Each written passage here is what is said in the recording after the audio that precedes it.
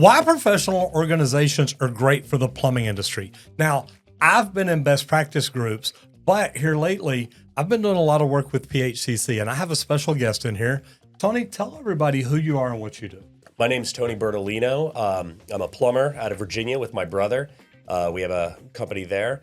I'm also an educator. I work and teach the Hampton Roads plumbing students and apprentices across that area. The other thing I am is I was the Virginia State PHCC president, and PHCC is plumbing's professional organizations. And I'm also their Zone 2 director. So Tony, there's a lot of great things about being in a professional organization, but let's talk about the top three. And I never realized politics were involved in plumbing until the state of Texas started having to fight for the plumbing license. That's when I met Hunter Botto. And it was really neat because I ended up going down to the Capitol, speaking before Senate committees, doing anything and everything to help plumbers keep their license in Texas. But advocacy is such a big deal. And I've met some great people through PHCC that literally go down and fight for laws and licenses every day that affect each and every one of us. Will you talk a little bit about that and how PHCC really helps the plumbing industry? Yeah, absolutely. So one of the things that, our organization strives to really take care of and do is protect our license. I mean, plumbers we're a unique circumstance where legislation can take away our license, right? It's not like, like we didn't go to college and get a master's degree that we can take anywhere and just stays with us.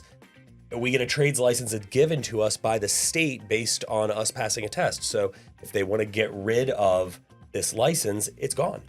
And so some of the things that we do as an organization is we go to Washington, we go to our local states, and we try to deal with matters that affect plumbers. The one that I bring up the most now is our natural gas. For the longest time, they've been trying to take our natural gas. They want to remove it. And they're still trying. Yeah, still trying. And electrification. And it's not that the organization is against electrification. It's just, it seems very unreasonable to jump into that right now. It'll affect people with lesser means. They can't handle it. I mean, and then we won't have this infrastructure that has existed. I mean, the United States is the largest natural gas producer in the world times 5, I think. So that's why it's always cheap.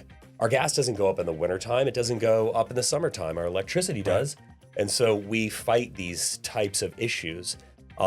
Natural gas was one. Our education, our registered apprenticeship. You were an apprentice. I was an apprentice. That type of thing. We fight to deal with that and to keep those things safe and sacred to us. Okay, now I'm old because when I was an apprentice, there was no registration. I remember when the registration first came in, I thought, man, that's going to be fantastic. It helps the state document the hours, but it also helps make sure that people are doing things the right way. In Texas, every apprentice has to be registered. If they're caught on a job without one, somebody's in trouble.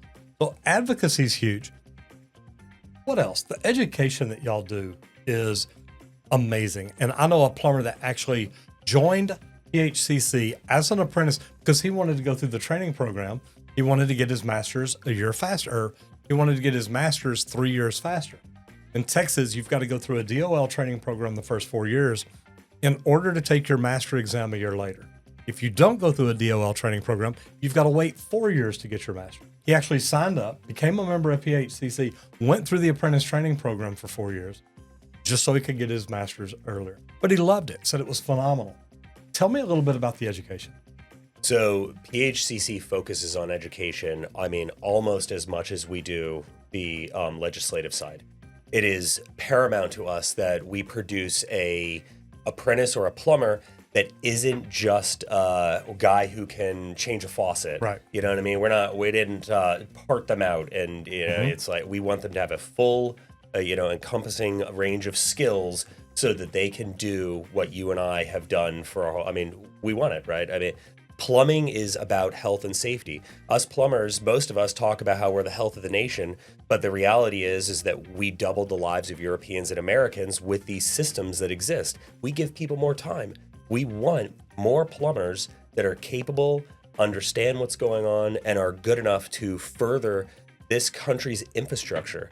So we put a lot of effort into that, a lot of absolute, great training programs, lots of leadership classes.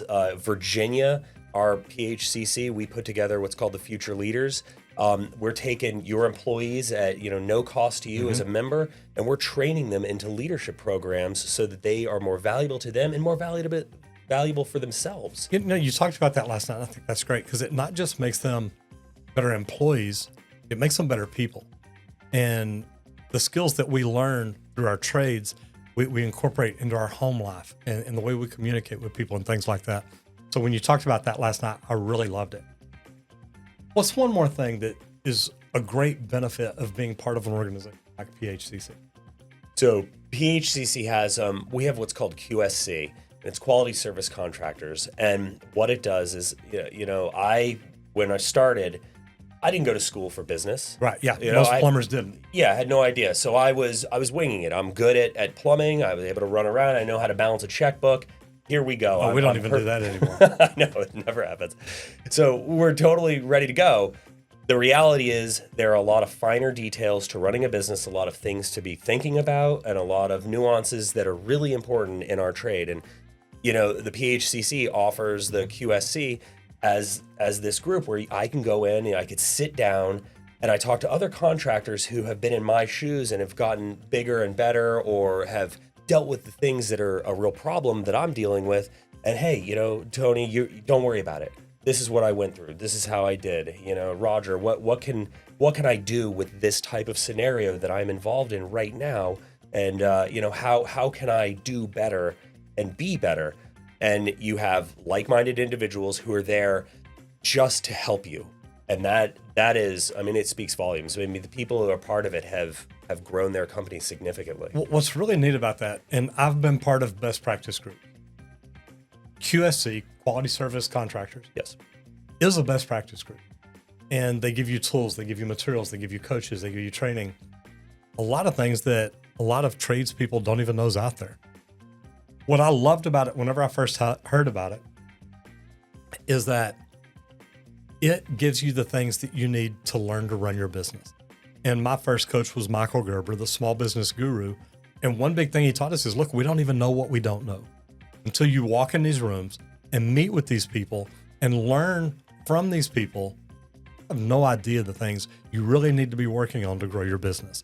So I love that they do things like this. I love the organization. I love what it's all about. I've actually been able to speak at a lot of their events. And it's a good group of people, a good group of employees that want to learn and want to grow. So how can people find out more about PHCC? The first thing you can do is go online to www.phccweb.org. Okay. And they have information there. They have a way to reach out and contact them to find a local chapter in your area. And that's basically how you do it. And then you'll meet with plumbers and HVAC business owners that are in your area, that are like-minded, that care about the trades, and are most likely willing to sit down and help you from day one. I love that. And they do a lot of national events that you can go to and learn from people all around the country. So this has been great. Special thanks to PHCC for sending Tony to town and letting him hang out with me for a day or two. Make sure you jump over to the Trade Talks 2.0. Check out our podcast interview with Tony. I think you'll enjoy it.